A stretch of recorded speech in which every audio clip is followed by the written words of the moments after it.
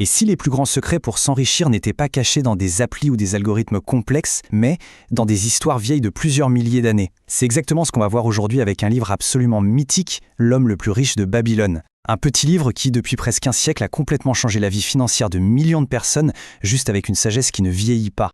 Alors, attention, ce n'est pas du tout un manuel de finances compliqué et ennuyeux. Au contraire, le livre utilise des paraboles, des petites histoires qui se passent dans l'ancienne Babylone pour nous révéler les lois de l'argent. Et ce qui est fou, c'est que ces règles qui ont fait de Babylone la ville la plus riche de son époque, eh bien, elles sont toujours valables aujourd'hui. C'est ça sa force. Des vérités si simples et si puissantes qu'elles traversent les âges. Allez, on plonge dans le vif du sujet. Le livre commence avec une question que franchement tout le monde s'est déjà posée. On y rencontre Bansir, un constructeur de chars. C'est un super artisan, il bosse dur, mais sa bourse reste vide. Ça vous parle? Ce sentiment de travailler, de gagner de l'argent, et de voir qu'à la fin du mois, il ne reste plus rien, c'est frustrant, hein? Mais voilà la bonne nouvelle. Les Babyloniens, eux, avaient déjà trouvé la solution à ce problème. Et pour comprendre comment, enfin remplir sa propre bourse, on va explorer ensemble les 3 leçons fondamentales d'Arcade, qui n'étaient autres que l'homme le plus riche de Babylone. Et on commence avec la toute première leçon d'Arcade. C'est vraiment la pierre angulaire de tout, le fondement de la richesse. C'est un principe tellement simple qu'on a tendance à l'oublier, et pourtant, ça change absolument tout. Il s'agit de se payer en premier. Ce qui est génial avec cette phrase, c'est sa simplicité. Arcade explique que ce petit changement de perspective est la clé de tout. Avant de payer le loyer, les courses, avant de payer qui que ce soit d'autre, une partie de ce qui rentre doit rester pour soi. Bon, alors comment on applique ça concrètement? L'idée, c'est de mettre de côté au moins 1/10 de tout ce qu'on gagne. Cette partie, c'est la petite graine qui va faire pousser l'arbre de la richesse. Pour faire simple, pour 10 € qui rentrent dans la bourse, on en retire seulement 9 pour les dépenses. Donc, sur 10 € gagnés, on met 1 € de côté tout de suite. L'erreur que presque tout le monde fait, c'est de payer le propriétaire, l'épicier, bref, tout le monde, sauf soi-même. Arcade nous dit de faire exactement l'inverse. Ok, super, on a commencé à mettre de l'argent de côté. Mais attention, un nouvel ennemi pointe le bout de son nez, la tentation de tout dépenser. C'est là que la deuxième leçon devient cruciale. Il faut absolument contrôler ses dépenses. Cette citation, elle est brillante. Elle met le doigt sur un piège dans lequel on tombe tous. Plus on gagne d'argent, plus on en dépense. C'est presque une loi de la nature.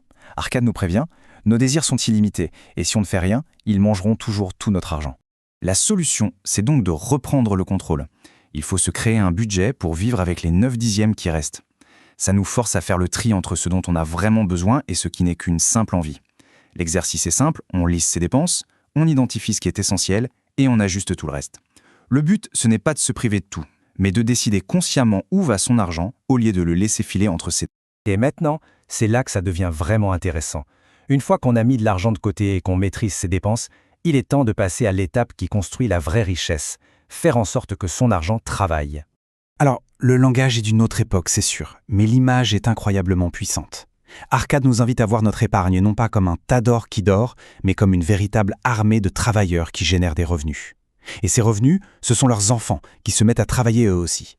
C'est tout simplement le principe de l'investissement et des intérêts composés expliqué il y a des milliers d'années. L'idée, c'est donc d'investir ses économies. Il faut faire de chaque pièce un travailleur d'or. Le tout premier investissement d'Arcade, c'était un prêt à un fabricant de boucliers. Il a non seulement récupéré son argent, mais il a aussi touché des intérêts qu'il a tout de suite remis au travail. L'erreur fatale, selon lui, c'est de manger les enfants de son épargne. Autrement dit, dépenser les gains de ses investissements au lieu de les réinvestir pour que l'armée grandisse encore et encore. C'est vraiment ça l'image à retenir. C'est cette armée de travailleurs qui va construire la fortune. Et ça illustre parfaitement la puissance de la croissance exponentielle. Imaginons pour voir. On commence avec une première somme, le premier soldat de notre armée. Disons 1 000 €. Eh bien, avec le temps, en réinvestissant à chaque fois les gains, ce premier soldat et tous ses descendants peuvent se multiplier.